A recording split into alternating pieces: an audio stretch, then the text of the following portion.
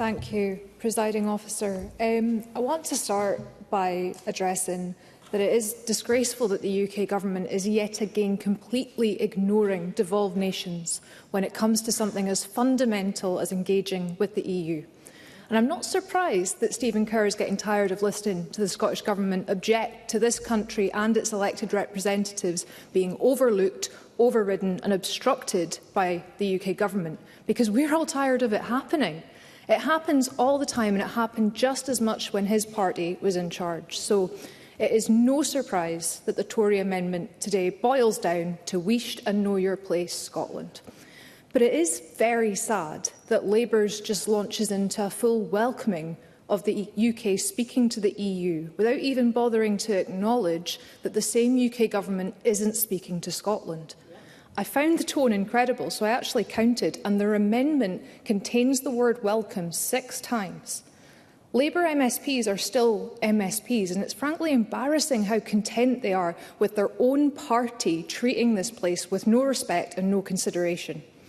And it must really be a great comfort to Keir Starmer, in the midst of so many different groups being utterly furious and gutted by his performance so far as Prime Minister, that it doesn't matter how blatantly or publicly he disrespects Scotland, his MSPs will be there to warmly welcome it. I'll take an intervention. Cabinet Secretary. Does Emma Roddick agree with me that it is odd, to say the least, that the Welsh Labour Government is prepared to raise the same concerns with the UK Government and how it is conducting its business and how it is not informing the devolved administrations, yet the Scottish Labour Party puts down motions welcoming everything, unprepared to criticise on this point, and frankly it's pretty embarrassing. If it's possible for their Welsh Labour colleagues to do it, why won't they? Emma Roddick. Absolutely. I'm embarrassed for them, and I hope that they will choose to address this later on in the debate. When I look at the news, absolutely. Neil Bibby. Thank you, Emma Roddick, for taking the intervention. Our amendment says we welcome the UK resetting relations with the EU. We welcome the summit to be held. We welcome the commitment by the UK Government to create a strategic partnership between the UK and the EU. We welcome the UK Government's specific commitment to negotiate a sanitary and phytosanitary veterinary agreement, and we welcome the commitment by the Prime Minister to improve security cooperation with the EU as well. Does the member welcome those things as well? Emma Roddick. Again, 6 welcomes and not one mention of the fact that Scotland's not even been invited to the table. Labour MSPs haven't been invited to the table. It is incredibly embarrassing. Now, when I look at the news, I often see coverage of movement at Westminster, in Whitehall, the European Parliament, the European Union, and I don't feel connected to what is being done on our behalf in London right now. I don't identify with the anti-migration, anti-equality, anti-welfare rhetoric coming out of the mouths of Keir Starmer and his cabinet, and I don't believe that Scotland on the whole does either. Now, I often identify with progress being made at a European level, the protections that the Parliament brought in for people, ensuring that their data and safety are not compromised by poor or misuse of artificial intelligence, working together to tackle climate change and restore peace in Europe and across the world. Our values align with those of the European Union, and more every day they do not align with the United Kingdom. Now, we still don't know and may never appreciate the full impact of Brexit economically, socially or culturally. And I admit, Presiding Officer, back in 2016 I campaigned for Remain, and I believed that it was the right thing to do, and I was saddened by the result. But I didn't consider EU membership core to my political beliefs or necessary for the furtherance of them. But I don't think that way now.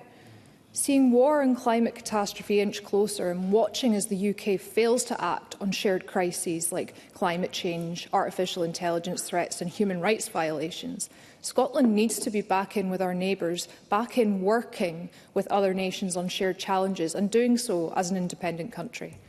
There will be times that we disagree with other countries, but we would be doing so on an even footing, in stark contrast to the way that we're being treated in the local union, where our English counterparts don't even see fit to share information with Scotland ahead of engagement with the European Union on our behalf.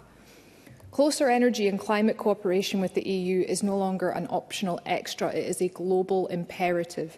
We should be working hand in hand with our European partners to tackle the climate emergency, not create obstacles. And that's what Brexit's done.